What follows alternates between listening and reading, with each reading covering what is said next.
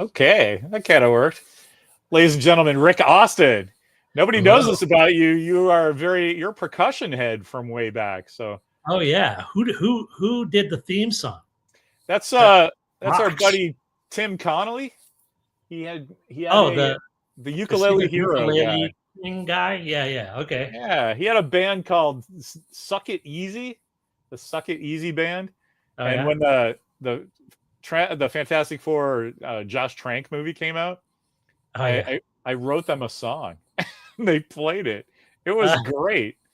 That's And pretty cool. so yeah, we've been pals forever. And so that's actually a bit of a riff from a song they did about Alan Shepard's test plane. It's like it's like Stingray or Bird Ray or something like that, whatever the name of the plane was that Alan Shepard qualified as a test pilot in. That's Oh just the vibe they got. And I was like, hey man, he's like, you want to use that? I'm like, may I? wow. It's pretty chill. It's weirdly apropos. It is. It is. Yeah. So hey man, thanks for chatting about Star Trek. The world is fucking crazy, and we were just talking in the green room. I'm not doing social media that much either. I just Yeah. so I have to give you 100% of the credit for my chill mental state because you've been saying, hey man, you'd really like Pluto TV just for the Star Trek alone. And so I juiced it up. I figured out how to use my TV. And I Yeah. started watching Star Trek, and then I'm like, I completely understand that you're like, why do we get 10 seconds of the original series and then like 7 years of Next Generation? Right. We're right now in the middle of season 5 of Next Generation, I think.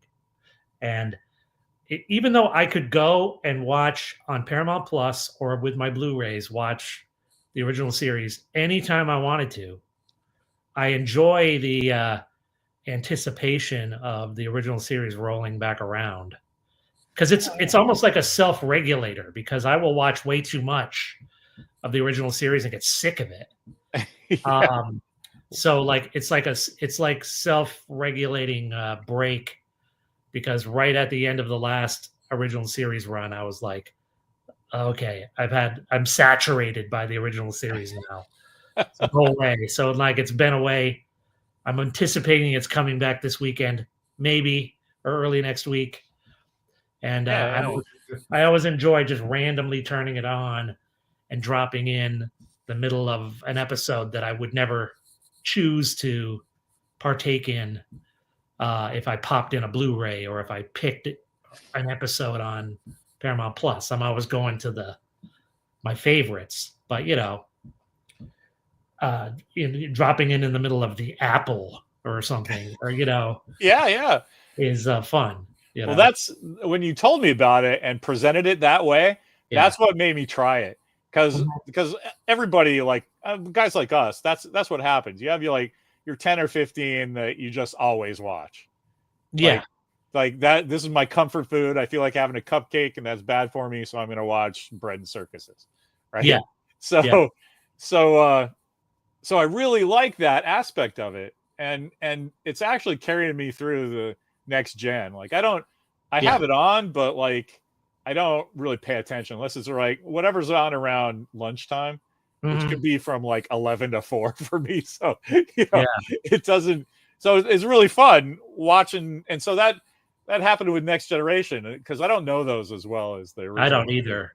Although I do have my favorites, but yeah, I kind of almost force myself to turn on when Next Generation is on because there are great episodes of Next Generation that I've either not seen in 20, 30 years or have never seen, Right. Yeah.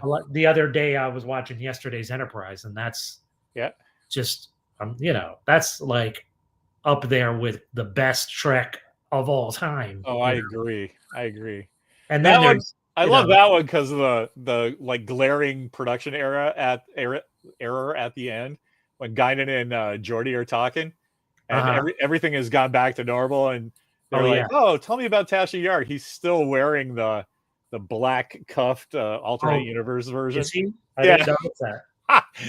You kind of don't until he reaches for his glass, and then you're like, oh my god, it's almost like they're saying, hey, look, we forgot to change his shit. Right. Whatever. They were probably like at 90 minutes over that day, and they're like, okay, we got to just, all right, just like let's jump in and shoot that last scene. We're an hour in overtime. Let's do it anyway. Right. You two just emote at each other. Let's go.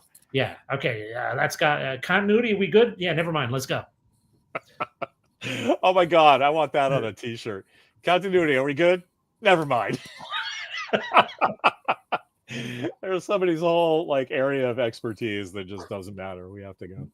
Yeah, man, if you watch any of these Trek episodes, especially the original series, with an eye to continuity, it's just sit and watch like where people's hands are and like what's going on, and like the worst thing about the original series is some of the really bad reaction shots they will cut in because they needed a reaction shot and they didn't have time to get it. And there was one editor on the original Star Trek who was famous for flipping shots, literally flipping them. So, because they needed Kirk looking this way. Yeah. And we only have a shot of him looking this way from another scene. And so all of a sudden he's looking this way and this is over here and his part is on the other side. The hair, that's what always gets me. His hair looks hair is different, wildly different. And they'll do other shit too where they'll blow it up. They'll blow it up to just get the head because like the background was completely different. And all of a sudden, like the grain, it looks like it was shot on 8mm film. Oh man, that's great. There's the worst one is in the Changeling, where they cut to a reaction shot of the what is the robot called in the Changeling? Nomad, yeah. They cut the Nomad coming out of the turbo lift, but he's supposed to be in engineering or something. So all of a sudden there's like a shot where it's obviously him coming out of the turbo lift, but they blew it up so you kind of couldn't see. But they had 4 days to make these episodes. You know what I mean? But that was people just wanted to be entertained. I mean, that's the thing about the Strange New Worlds, where they have these $110 million sets with reflective things that, like, the Enterprise corridors would probably really keep you alive in space, and it's in service of nothing.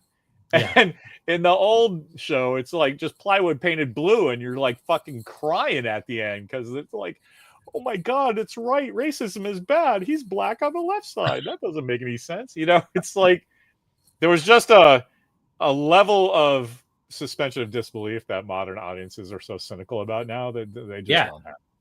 But to you, the Strange New Worlds is not. They do that too. The flopping the shots, because there was a left-handed tricorder shot that just like cracked me up because it's an insert of the tricorder in a guy's hand, right? Yeah. And like everything is backwards. And it's like, oh, please. Anyway. Yeah. I was really happy though that you turned me on to Pluto. So thank you very much. Because now I don't get a percentage by, people logging on to Pluto. I don't get advertising dollars or anything. I just like, there's something about the idea of watching the episodes as they're quote unquote airing and feeling like other people are watching it too, and then having to sit through the commercial break. Yeah, and having the commercial breaks, they only do commercial breaks the length that the original series actually did commercial breaks. So they're short, so they don't have to cut anything out of the episodes to make them an hour long. And you get the idea of what it felt like to watch those episodes when they were originally aired, or when you were a kid and we were watching them on channel 11 or channel 3 or whatever. And I just enjoy that experience. I'm with you. I mean, that's why I like watching them even now, because I know them so well, but I know them so well from WPIX in the late 70s and early 80s, right? Yeah. So like when they cut out, 8 to 10 minutes. So, and it's all like cool character stuff, Yeah. It doesn't matter for the thrust of the episode. they cut them with intention, but Yeah. there's still stuff wrong and missing. It's not Oh, like totally. Doctor Who where they just stop it in the middle and go, "Hey, we're America. We have to have commercials now." And it's Yeah, like, I think somewhere in the late 70s, Paramount or whoever actually did official cuts where they officially oh cut yeah, stuff out. But before that, Channel 11 in New York literally just had some dude, some booger eating slob with an X-Acto knife. yeah, Like literally, I was like, nah, just cut her out. And then yeah. just like the middle of the scene would just go like, and all of a sudden you're on the bridge. And you just went with it because what else you get? What else are you going to do? This is the only place showing Star Trek right now. And one more thing before we leave that Pluto thing, because yesterday, they were on the set of episodes that they were shooting while we were doing the MTV thing. Oh yeah, I always wondered. I was trying to remember what episode they were actually shooting. There was two of them. It was Disaster, and then whatever the one was before that. The one where Picard is caught in the turbo lift with the kids, and Counselor Troy is the commanding officer, just based on being the ranking guy. Yeah, but she basically she spends her entire episode how I cut granite. Like I got in charge of the supervisor crew, but all of you guys know what you're doing. I'm interested in what you think we should do now. And it's like, oh, well, I would, do the matter antimatter mix or whatever. I'm like, yes, let's do that. Right. That was me and my friend Rocky. And Rocky, I will buy you a 22-pound turkey at Christmas time. And 4th of July is a giant thing of whiskey on me. Go drink that in your car. Stop drinking at 4 a.m, and you'll be sober by 7, and we'll just call it a day. I don't know if you remember that I went and shot on the bridge one other time for like a half hour. Yeah, for the MTV Music Awards, right? Yeah, a couple years later, it was 1993, so it would have been the 1993 season. Probably was there in like August of '93. They were shooting on the bridge, and I shot Data and Riker. Riker. In like the perfect shot that's always on too. Like he like sticks his leg up and leans over and says some nonsense about the movie. Yeah, he says, I think I can remember it because I found it on YouTube somewhere. Some dude like posted all of the cool stuff from the 1993 Video Music Awards, and he put every single one of the little head and tails of nomination packages, including that one, on. And I think the line I wrote was, "Is that probe of Romulan origin, Mr. Data?" "Negative, sir. I believe it is a best dance video." That's awesome. So, the whole thing was like the Video Music Awards had infected all of television, and like weird MTV crap was coming out of people's mouths on marrying the children and whatever else we could get. And we got so many dumb shows to like just shoot stuff for us. But I insisted on being there for the Next Generation one for quality control. Well, yeah, rightly so. You have to make sure that, Yeah, and Brent Spiner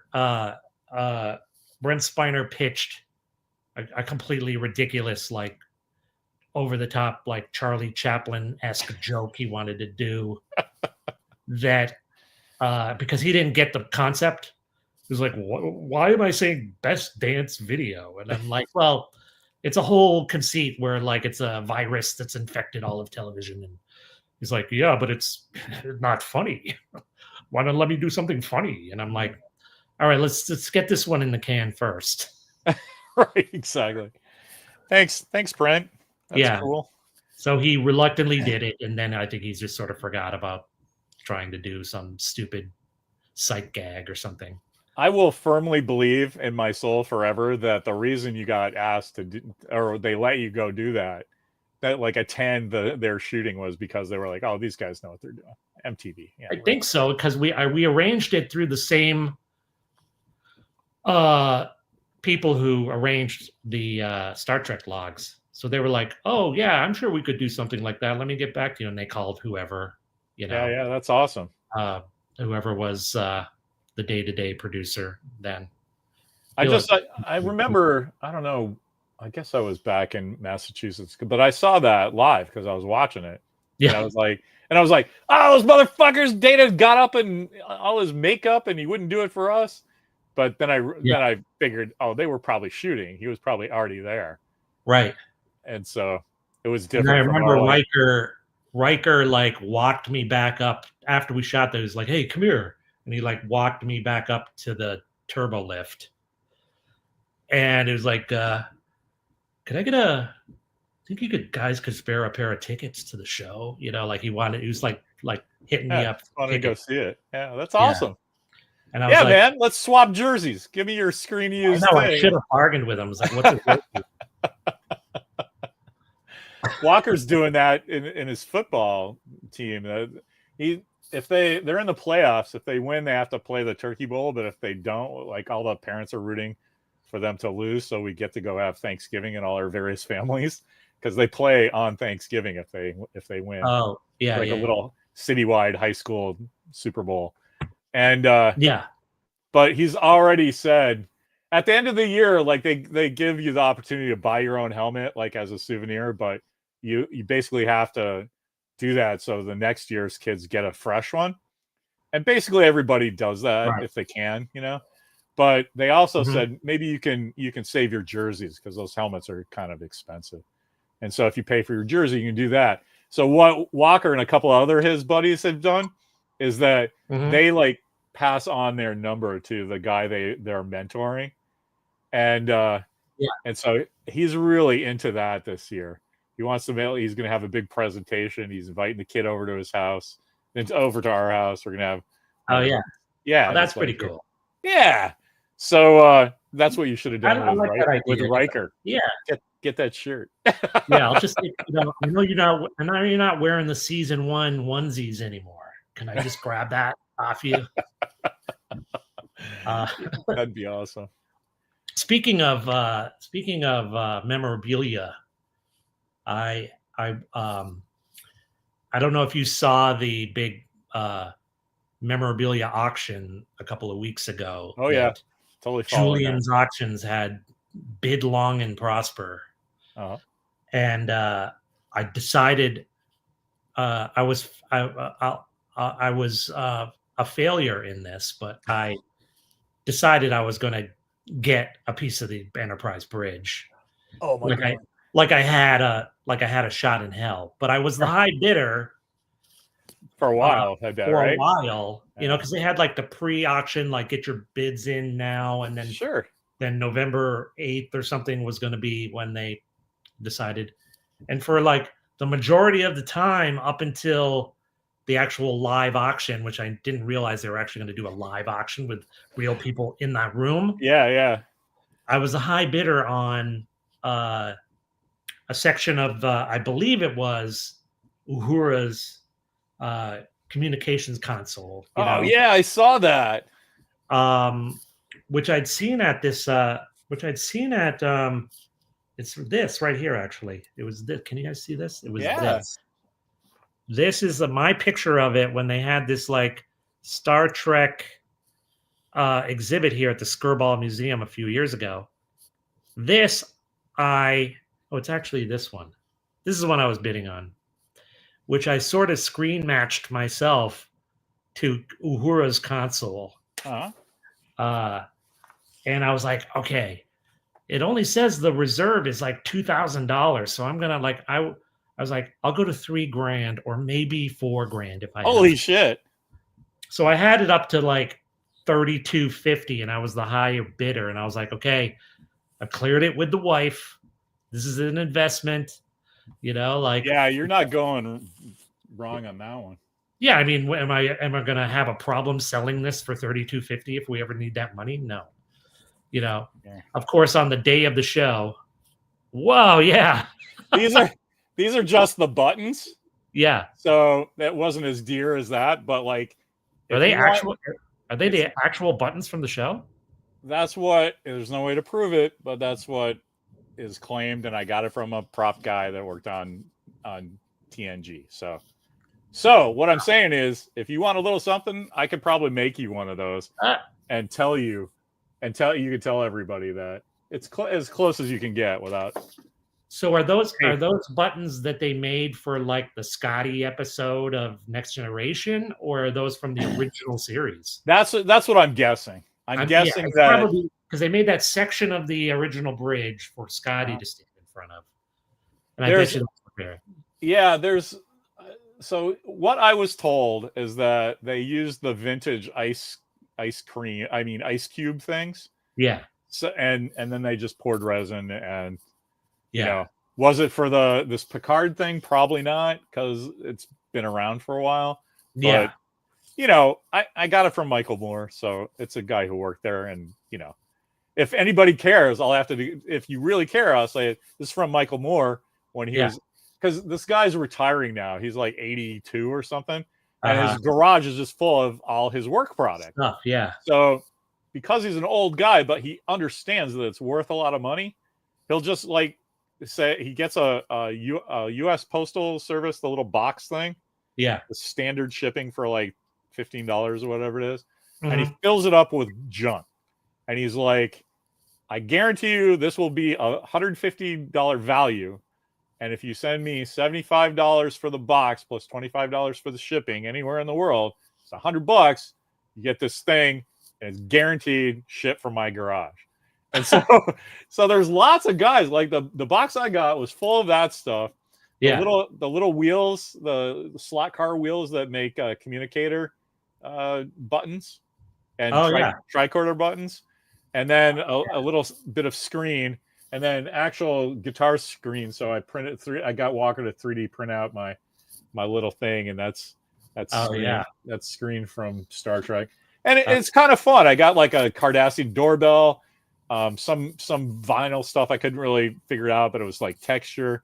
Yeah, he didn't know what it was. He's like, it's a piece of something they probably used for like a wall hanging behind somebody.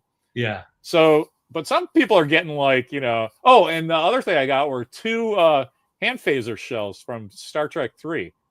They were solid resins, but it was top and bottom. So, I want to like glue that together and paint it and stuff, but like I also have left it because I'm like, this is stuff. Like I don't need another hand phaser, but like if somebody does, like that right there is probably that and the doorbell were worth $150 by themselves, you know. So some people are getting the I didn't find out about it until the 3rd or 4th time he did it. But the first thing, it was like people were getting like crazy crap, man. Like, oh, here's Matt Frewer's belt buckle from his episode, you know, and it was just like what? So it's kind of fun. But yeah. So yeah, if you want to, now I'm fixated. I want to do that for your birthday or something. That would be awesome. July 17th or something. 14th. Bastille Day. Yeah, man. I'm gonna do that this year. I'll see if he's got some kicking around. Yeah, the Uhura console ended up going for $19,000. Yeah, that's the thing about the live auctions. Yeah, like, there's always somebody there, some billionaire. Just, you know, people who have money these days have so much money. Yeah. That like throwing 19 grand away on a whim is like, you know, it's like Tony Stark. But shit. Those guys, it's not a whim, right? They have like a whole museum for themselves where all that stuff is there. Yeah, it's Peter Allen for his museum in Seattle that does it. But also Peter Jackson, who he just likes to collect stuff. And I saw some episode with him. I think at one of those Adam Savage visits the. Yeah, I think that guy Adam Savage, right? Is that his name? Mm-hmm. Yeah. I think he went to visit Peter Jackson, and Peter Jackson gave him a little tour of his personal museum full of like King Kong crap and like. Yeah, that's cool. And actually, I think Adam Savage was like telling him more about the stuff. He was like, you know, that's actually the one from and Peter Jackson was like, oh, really? I didn't know that. My favorite Peter Jackson story is he spent $2 million on an R2, but it was made out of parts that they had laying around, and somebody just collected all of the parts and made a full R2. And he's like, Lucas is never going to let those go, so that's as close as you're going to get. So I'm just going to buy it. And he bought it for $2 million, and it's like, dude, that's not screen used. He's like, I know, but that's worth $2 million to me. So that's the kind of stuff that's happening. Like, I mean, when I got my Mission to Mars suit, it was a stunt suit, but it's complete, right? And it's what they call a composite suit. Like the boots are Gary Sinise's, the pants are what's his name? Don Cheadle. And the helmet is Jerry O'Connell's. But then the rest of the middle part is Jerry O'Connell's stunt guy. Yeah. So it's like, it's not a hero suit. It's parts. But like, I got it for $1,500. But if Peter Jackson wanted, that's what he did with his R2. That's like a $30,000 suit now. Right. You know what I mean? It's crazy. And plus, people like Peter Jackson just have, they probably have assistants whose like sole job is to scour the earth just to watch the thing he wants, and they'll find somebody who owns it. It's not even for sale, and they'll get in contact with him and go, "Oh, Peter Jackson would like to buy that thing you own. He'll offer you this much money." And like, we wouldn't even ever have access to get that prop, even if we wanted it. I'd like to say right now, if Peter Jackson wants some spacesuits, I do have screen used spacesuits. I'd be happy to sell them to him at 3 or 4 times what they're worth. I wonder if Peter Jackson's sort of like, maybe I better hold on to my money now that I don't direct shit that anybody cares about anymore. That's why I'm selling my suits, right? It's like, I'm getting old, man. Walker only cares about Ant-Man. Let's do some stuff. Chris Sagasags in a meeting, so we're muted. That's fine. We're just 2 good-looking guys. Just stare at our bald pates. Our friend Phil is like, "Hey, Dork Trickers," but Justin Porteous is a Facebook guy, long-time listener, first-time caller. That's awesome. But Phil's like, great episodes like yesterday's Enterprise. He says Relics is that Scotty episode. Oh yeah, Relics, yeah. And pretty much given up on auctions. Me too. I have given up on auctions, but I haven't given up on props because I know enough people, and enough people know I'm the spacesuit guy. I can move stuff, or people think of me when they have something to go. So I did have a suit from it was a ABC show called Defying Gravity, and they ended up using them in that show Eureka, Sci-Fi Channel show. Oh yeah. They just like took the patches off and put different patches on. It's like they didn't even paint them. It's like, here you go. Like Starship Troopers was in everyevery. But hey, in Firefly they're purple, at least that's not minimum effort. Yeah, my friend who's a production designer, John Calkins, he emailed me that because he's a collector too, and he loves Star Trek, and he's the guy who actually made the Clint Howard control unit thing that we used when we shot Clint Howard for the Shatner roast that ended up being in Ticonderoga. That's awesome. And he was I have a picture of myself with that I got to show you. Actually, I don't know if I ever showed you that. When I went to visit the Ticonderoga, which anybody listening who hasn't been there, go there because that place is awesome. I showed you. You have to make a sojourn to there once in your life. It's totally worth it. I showed Mimi that picture of you at the transporter console, and she goes, "You want to go there, don't you?" Like, yes, I want to go there forever. I'm being cool about it, but like, there's, it's worth it.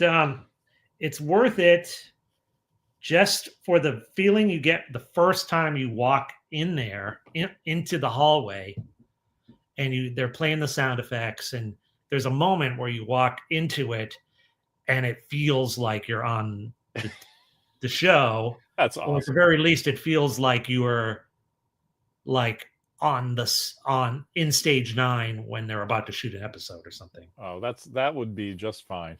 Yeah. By the way, here's a hold on. Here's my how do I get rid of this?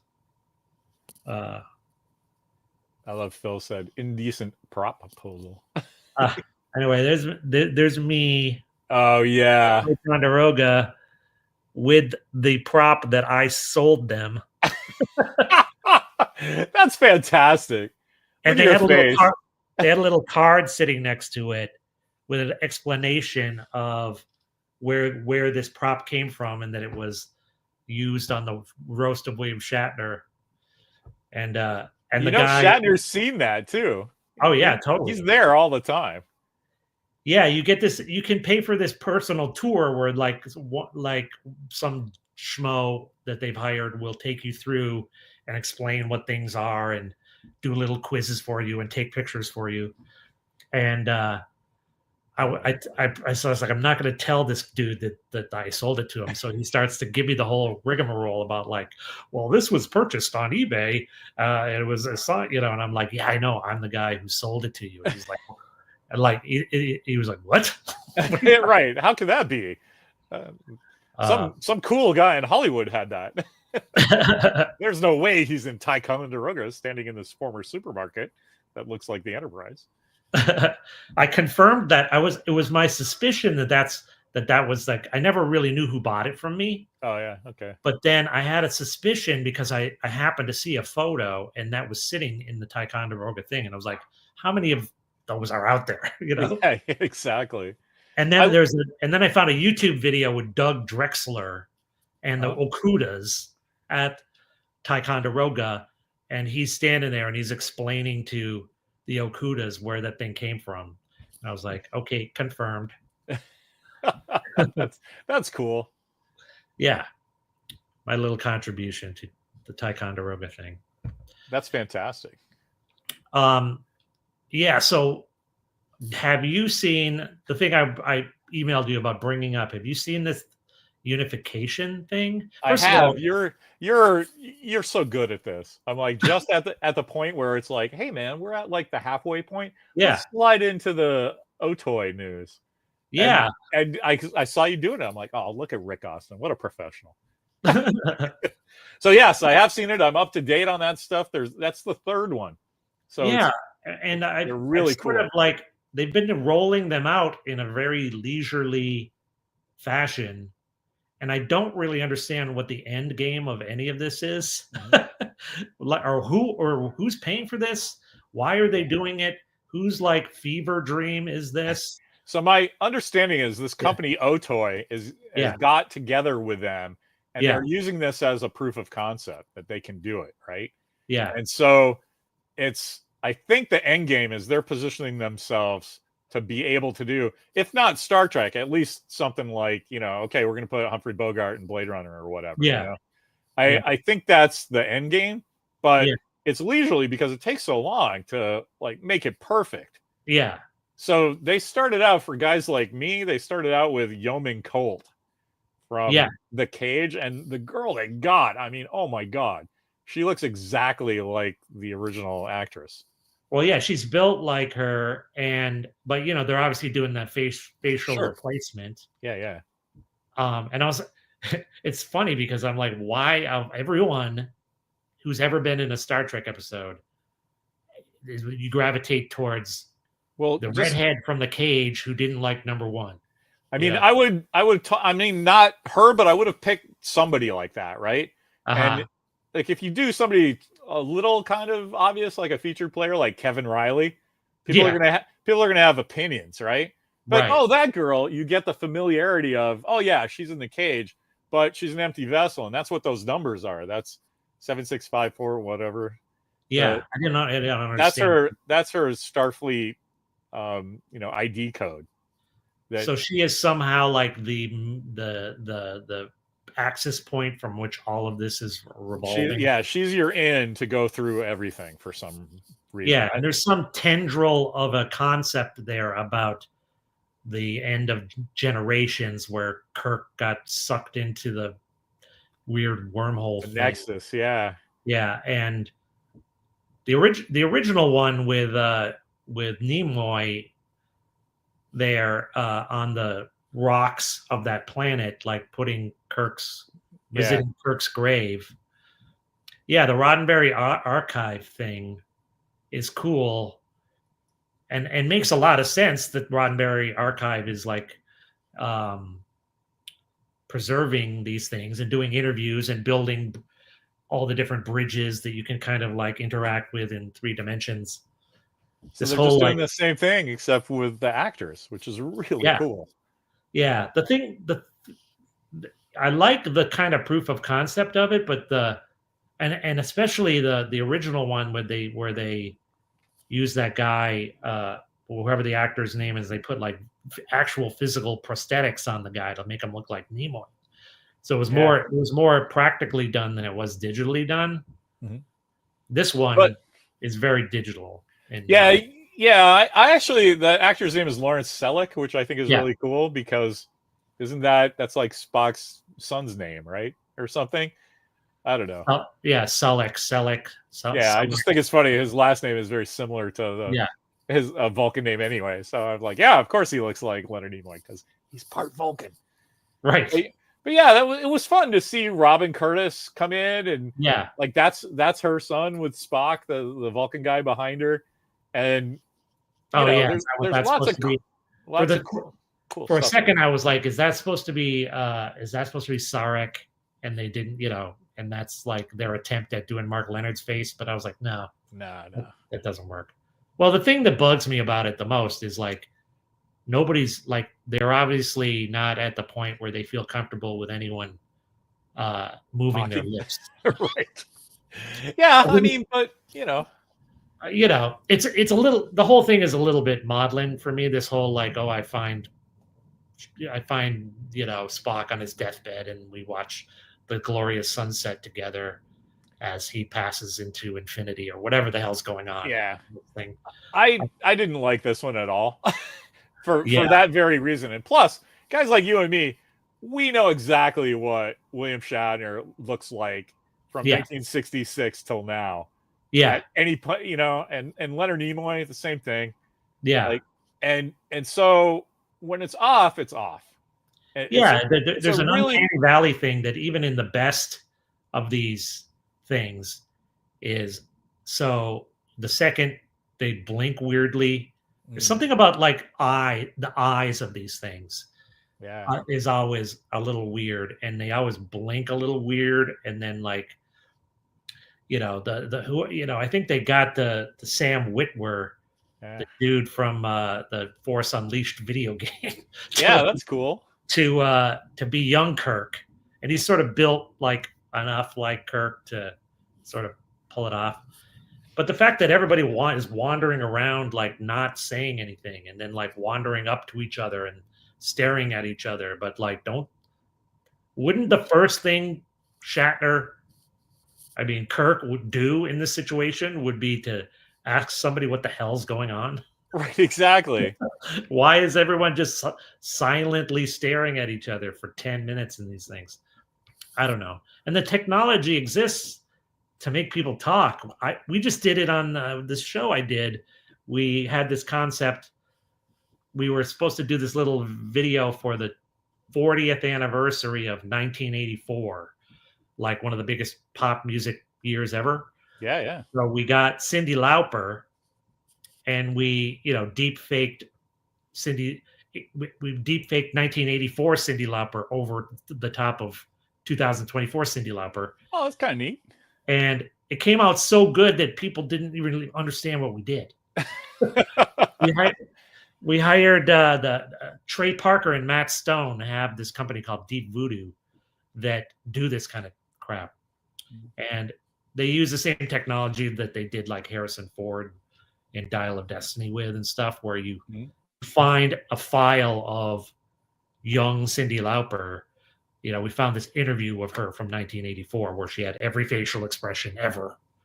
And then they just sample every single facial expression and build this huge library.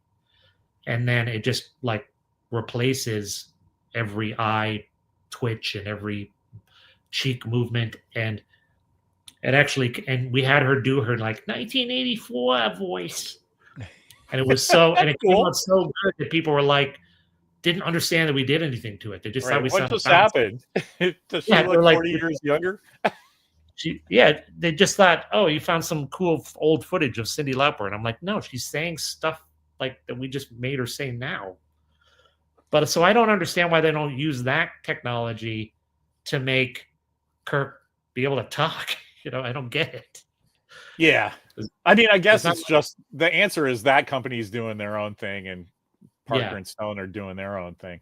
I mean, yeah, they're using some kind of the technology. Michael Douglas thing in Ant-Man Yeah, worked because they just left his old man eyes in the yeah, computer thing, and so you miss that whole uncanny valley thing, and you're like, wow, that's incredible, and it's like, nah, you can see around the seams of his eye sockets yeah. where they did this, and that's what got me, like Justin said about Shatner's toupee, like even worse, because It's, there was a weird so thing true. about young Kirk. It was like his face was like floating on the head. Yeah, It was just like kind of fuzzy around the outside, and I was like, yeah, it's really yeah. The technology is getting better and better, but still, like the human brain is. my friend Aren't we Hank. all He's just here he's to show? hilarious. The Being sassy because he lives in North Carolina, but he's coming out to San Francisco to watch his beloved Detroit Lions crush the San Francisco 49ers in about 2 weeks. Oh wow, yeah, So I know a Detroit Lions fan who is so faithful right now that he just bought his tickets to New Orleans. that's He's like, fantastic. He he's did like, to New Orleans, yeah. yeah, he's like, I'm maybe I'll jinx it, but I'm buying the tickets because I'm gonna go I because think the that's Lions awesome. are gonna be in the Super Bowl. Um, I'm also with Phil about this. Just having Gary Lockwood in the beginning kind of yeah, didn't. I mean, what is that all about? I get the whole thing is this weird fever dream of like, Yeah, look, we can see all these famous people in Star Trek history throughout the time of their lives and stuff. I get all of that, yeah. but it has to make a little sense. It's It all just just like, feels like, yeah, it here's all the just feels back of like, somebody's head, and now here's the front of some screen grab of Gary Lockwood that's all out of focus. It's like, yeah. what? And I don't quite understand why they've gravitated towards like the end of Star Trek Generations. Like, who cares about that movie? Like, no, like of all of the anomalies that have happened in the galaxy throughout all of Star Treks that have existed, they've Yeah. they've gone like, okay, well, I guess because that's the one where Kirk dies, that like we're gonna use that as the entry point to like, I don't know. Well, It's like, you know how corporate creative stuff goes, right? yeah, Somebody got it in their head. Here's our opportunity to do this, and we can show all these guys in the prime of their life and at the end of their adventure, right? yeah, And the one big thing that we all wanted to see as fans is like Kirk and Spock going out together into the sunset, right? yeah, But that's not what happens, and they don't want to fix it because, right. like, so then you're just stuck with, well, I'm dying. Yeah, me too. I'm kind of dead already. Yeah, no, you don't really need. I don't know. Yeah, it was. I'll always watch these things if they make them, but they're just a sort of as a curiosity. It's not doing anything to me that's advancing the Trekness of Trek to me. It's like, Yeah. oh, this is a curiosity that it's fun to wrap your head around a little bit, but like, I don't consider this anything that's anywhere near like Star Trek canon or anything. It's just like, Yeah, I'm with you. it's somebody who's like talked somebody else into doing some kind of like digital proof of concept montage that, Don't you feel kind of smug about that though? Because it's like, you did this thing in 1992 where you're like, that's 100% canon though. I'm I telling know, you, I know. because we got Michael Okuda to the rubber stamp it. Yes, correct star date. I know that was bananas. Everything about that shoe was just a blast. That was the best thing ever. I know it'd be fun to go back in time and just stand in the corner and watch ourselves be on the set of the Enterprise. Being like nerds. Yeah. I remember I talk about this to Walker a lot because he has the little bit of the gypsy in him where he'll have a dream that comes true, or he's paying attention to all the patterns of his friends acting, and he'll predict something that happens just because he knows the people involved.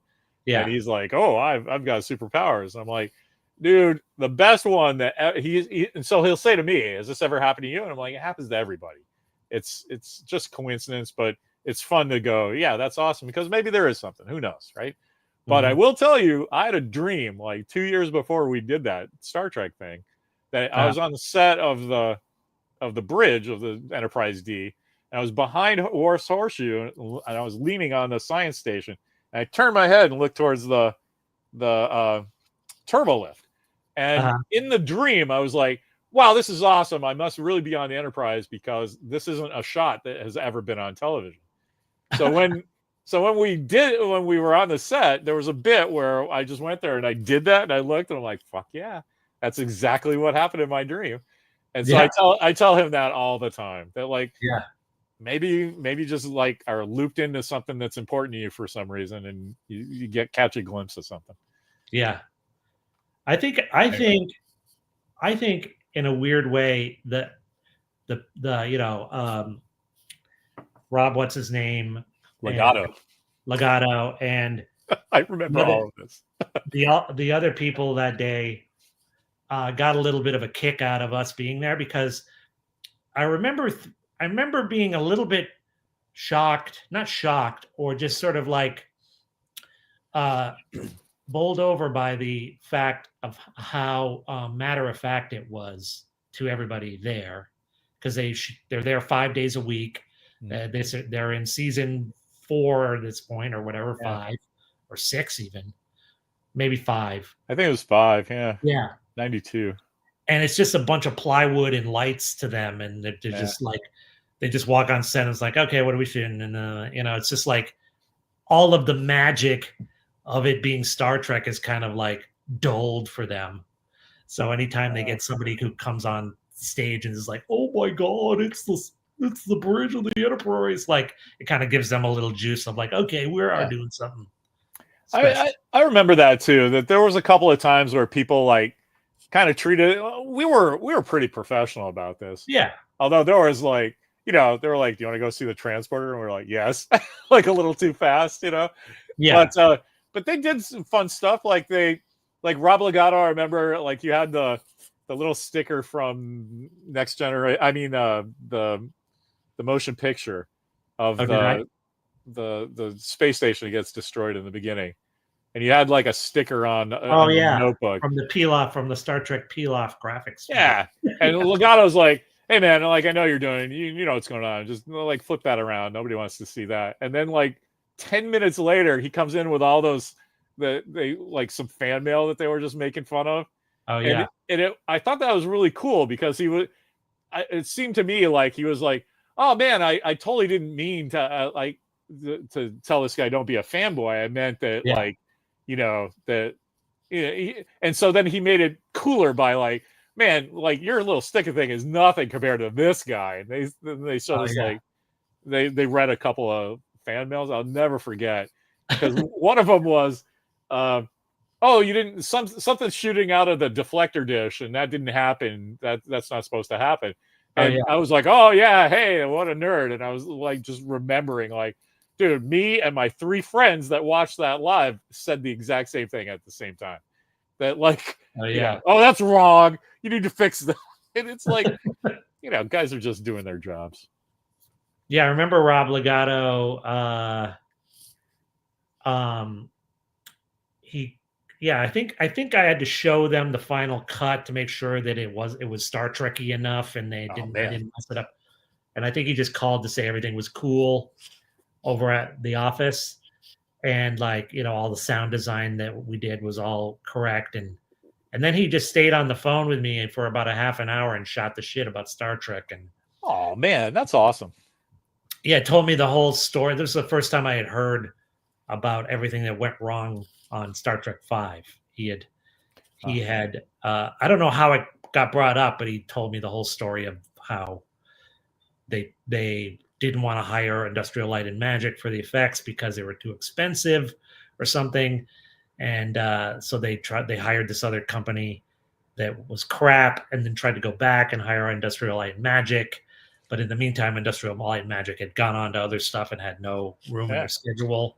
So they were stuck with the crap. The reason why all the effects suck in Star Trek V is they tried to go cheap on lowballed the it. effects. Yeah. Like, anybody could shoot a starship against a star field, and then realize, not like ILM though. Yeah, and they were like, sorry. I was looking at an old Cinefex that I had kicking around, and there's a shot of the Enterprise. You're up under the primary hull and kind of see some of the deflector dish, and there's a Klingon bird of prey in the background that shot a green torpedo at him, and all the light is reflecting underneath the Enterprise. Like all of that is real, and it's like you need to know what you're doing to do something like that. Yeah, you got to plan it out. Anyway, that was cool. I'm with Phil. Watching Wrath of Khan is enough of a bummer. We don't need to see the actual. and like Leonard Nimoy's dead, man. Like it's. I know. It's not. I think and this one they've like given executive producer titles to William Shatner and I think Leonard Nimoy's widow or something. Oh yeah, which basically I think was like, hey, we'll show you this, and then you approve. You say yes, I enjoy it, and then we'll give you an executive producer credit. I doubt William Shatner was standing on set going like, I wouldn't move like that, But I don't know.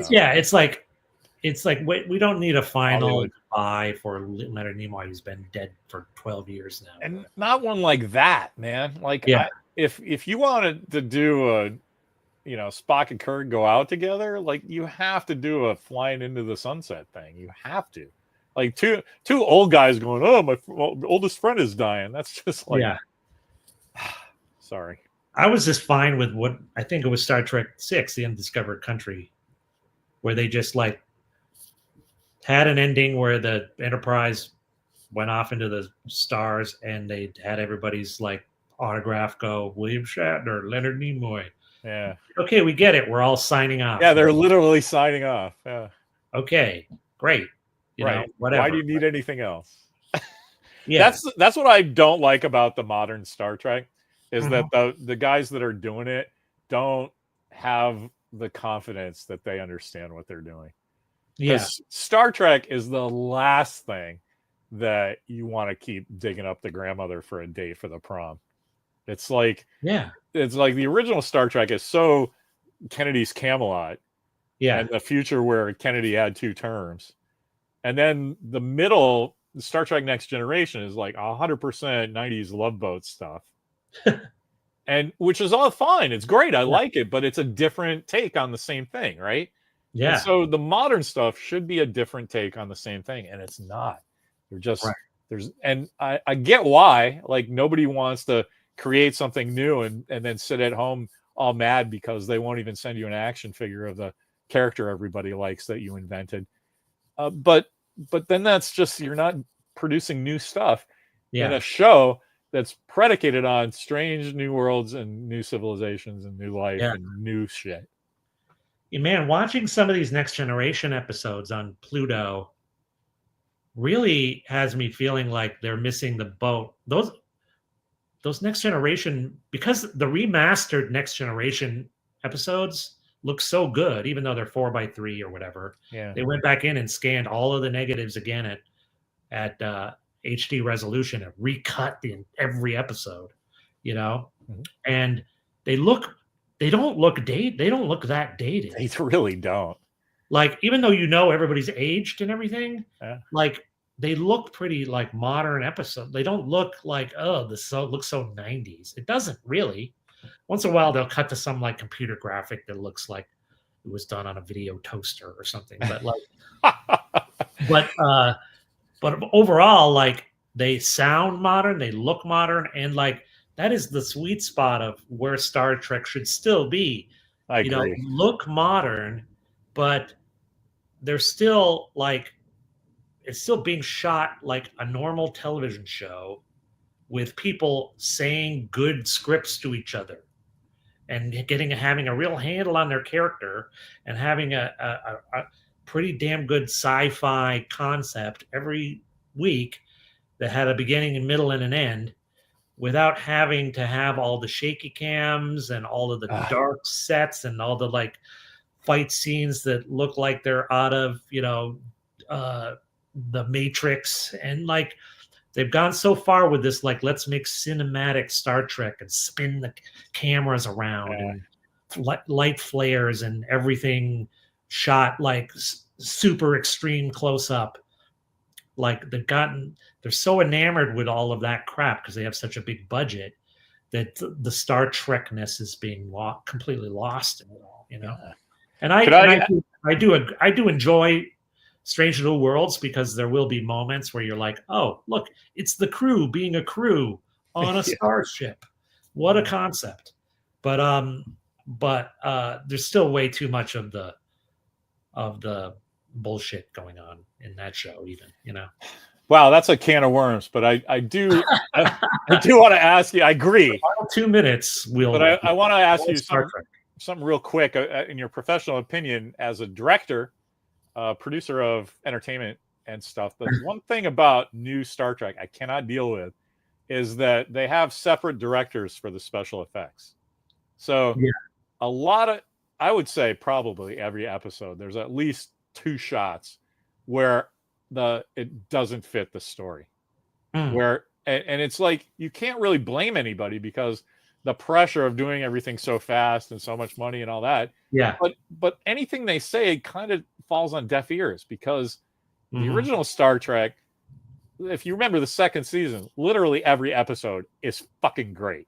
Like Yeah. like I think about that all the time, that if I was in 1967 and I was like 20 years old, I would Yeah. be just dying because you get to watch Star Trek and it's amazing. And then the next week it's amazing. And the only Yeah. thing that is in common is Kirk, Spock, and McCoy and some of their buddies, but everything else is different. And they're Yeah. just like in a backlot, or like we have a castle thing from the Scottish Highlands thing. And so that's Halloween episode. It's like Yeah. everybody was so creative and inventive and hit the ground running, and they had 7 or 10 days maybe at the most. And Yeah, I think 6 days. Like I think I read those like making of things. I think they had like 6 days or something. yeah, and then It they would go. did, It would go like they would go like a few hours over. It was like a huge problem. but You then know? they did 26 or 28 episodes every Yeah. year. Yeah. And It's so crazy. now it's 10 episodes and 3 of them are yawners. I don't understand that. Yeah, I you can't. just don't. Right. Yeah, that's like that was like that would be like if season 2 had 12 episodes or 10 episodes that sucked badly. Yeah, that's season 3 though, right? It's like, I get it. But those guys came out of the gate like bored and cynical instead of like ending up there in year 3 or 4, Yeah. Anyway. Yeah. I just wish they would calm down and just like make some episodes where people talk to each other more with like static cameras. And about something cool and science fiction-y. Like, yeah, and let people listen to the dialogue and fill in the blanks with like their imagination a little bit. You know what I mean? Like that's another thing that was great about Star Trek is like, they're talking about concepts and you're going like, wow, that is a pretty amazing concept to think about. As opposed to everything being like, now let's cut to the exterior of the ship where the really cool special effects happen for 45 seconds. Right. And there's 400 ships and they're all cut and pasted. Isn't that wonderful? Oh yeah. I'm trying to open this. I got it San Diego this year. It's the little cat spa thing, but I don't. What is that? Oh, you got the little plexiglass or whatever it is. Yes. Oh, I can't figure out how to open this box. That's insane. Oh, here we go. That would be a prop that I would buy, right? They're that's so awesome. Isn't that great? How much is that thing? Because this was $100. Yeah. It's pretty substantial, solid. I think Yeah. it's cool. The company, it's is it Factory Entertainment? Yeah, they actually are up the street in Walnut Creek. Oh yeah. So they're pretty good replica place. They're Yeah. coming out with a Battlestar Galactica gun that I'm gonna have to get. But Well, that makes an excellent stocking stuffer. I'm going to mention that to my wife. yes, The Cat's Paw Enterprise. I agree. That was on the other day. I liked watching that one. Yeah, that's one where that's one that's on my little mental list to watch from beginning to end next time it rolls around, because it's one that I avoid because of all the silliness in it. You know, like the giant cat, shot in slow mo. Once I found out that what's the guy's name, Cobalt or Koloth or whatever, the wizard guy. Once I found out that what he's wearing is like some they just Dobie like Gillis or something out of the wardrobe office, and and then next week Gilligan's Island goes in there and grabs it. Yeah, exactly. And so that's once I found that out, I got charmed by it. And the dumb little slow motion puppets dying at the end. It's sort of it gives you I loved those little puppets when I was a kid, because it was a rare instance on Star Trek of like a non-humanoid alien. Right. Even though you could, in the remastered episodes, they erased the fishing line or whatever. But in the original episode, even on bad NTSC TV, you could see That's the one thing that cracks me up about the new ones, is that everything looks so good, but oh my god, speaking of the editing and cutting to reaction shots, when they do the stunts with the real stuntmen who look nothing like the actors they're doubling. Oh yeah. And then you can see it so clear. It's like when I'm walking by or I'm eating lunch or something and I look up, I'm like, I lose myself for a second. I'm like, oh, that guy's fighting. And then they cut to this guy and you have to go, oh, that's supposed to be him. Yeah. It loses you. Yeah. I was watching Shore Leave, and that might be the most egregious example of the stunt guy for Finnegan being like 40 pounds heavier and 20 years older.